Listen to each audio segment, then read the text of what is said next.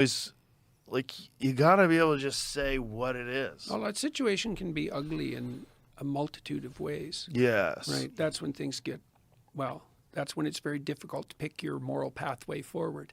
All your choices are not good. Yes. Right? Which is oftentimes the case when it comes to conflicts, right? Yes. Conflicts are very complicated, and people want it to be binary.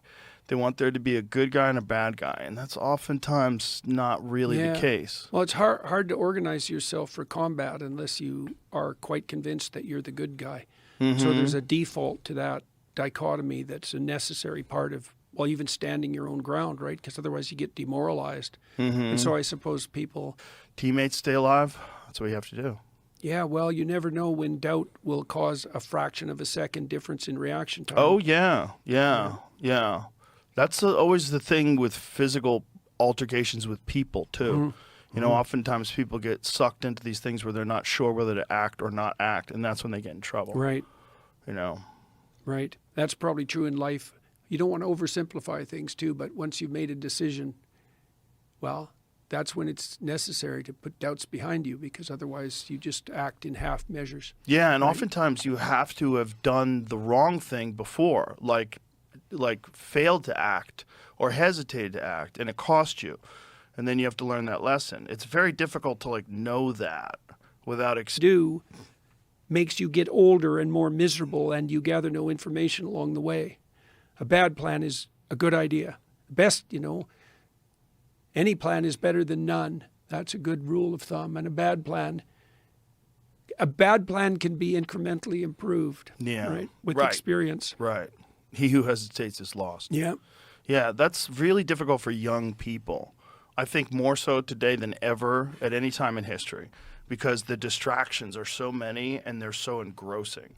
If you get out of high school, you don't know what to do, and then you start playing video games and you're on social media, a day can slip by like that. Yeah. A day becomes a week, becomes a month, becomes a year, and before you know... And we haven't figured this out at all technically, and probably not psychologically. The problem comes in time frame, right? Because there's a big difference between what you might be interested in if you were diligently striving towards a long-term goal that required conscientiousness, and what's going to attract your attention right now, this moment. Right. And the thing about the algorithms is that they maximize for short-term attention. And so basically they're actually optimizing for hedonism. Yeah. And then you might say, well, so what? Because you're getting what you want. Well, the problem with short-term impulsive hedonism is it doesn't play out well over any reasonable time span. Yeah. Right? So that's why you have to mature, which is painful and annoying. But Alice says to people that they have to become as little children, not stay. Right? You have to rediscover that. Right. Rediscover the joy of it. Mm-hmm. Yeah. But well, also... and kids are good for that too, aren't they? Because Sure. they teach you that again. Mm-hmm. You look at the world through eyes of memory by the time you're an adult. So the world loses its freshness.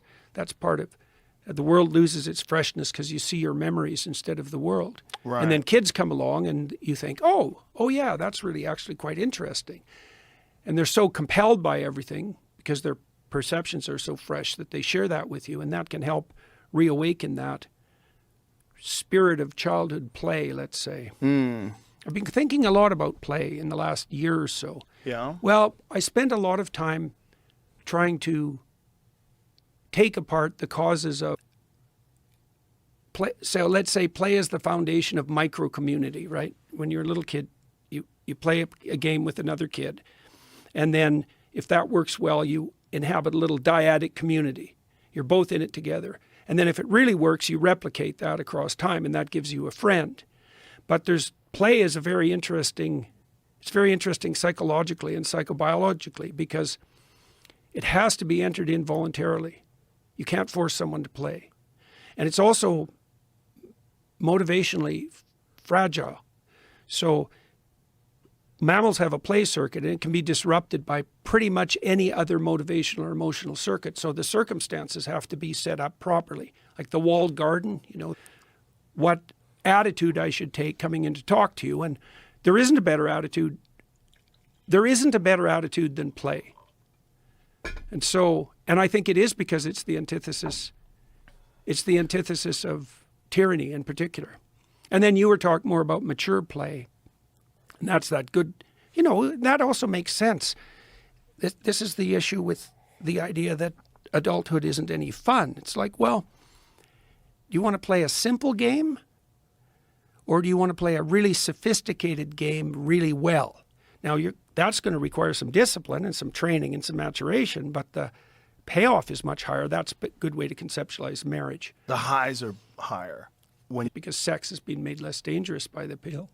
And that the people who are having the most sex would be really just married couples. Right, but is that true? Because pornography essentially was very difficult to acquire before the birth control pill was invented. True. Right, But you used to have to go somewhere to get the pornography. Isn't part of the excess use of pornography just because the access is so instantaneous now? Oh, definitely. But you could imagine, too, that you might have hypothesized that if the birth control pill took the threat out of sex, that pornography would be less necessary. But that didn't seem to work out. Right. So it's certainly the availability is.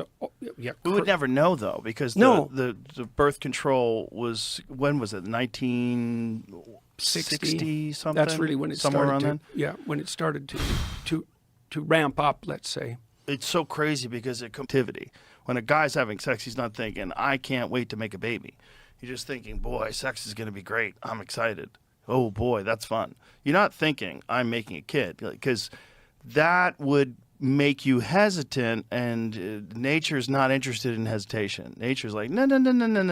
Let's just make you dumb as fuck for about 20 minutes and focus on one goal. So why did you get married? Well, I love my wife. She wanted to get married. We had a child. It seemed like a good thing to do. It's like, at a certain point in time, making a baby is more of a commitment than getting married. You made a life, Like the commitment of getting married seemed... Right. Of course. Similar lines. There's an empathy that comes from having a child that's so different, and an understanding that we are all babies that grew up. We all start off as these bundles of potential and genetics. And then we're influenced by so many different things. There's so many different factors. But I used to think of people as being grown up all the time. And then when I had kids, I was like, oh, we're all just babies. We're all just babies that have just been alive for a long time. Everyone started out as a baby. And it just profoundly changed the way I interact with people, the amount of compassion I have for people, the amount of charity that I have for people, the charitable way in which I... Reason why the family with children is the foundation of the community, has to be the foundation of the community. I mean, it's kind of obvious from a biological perspective, let's say.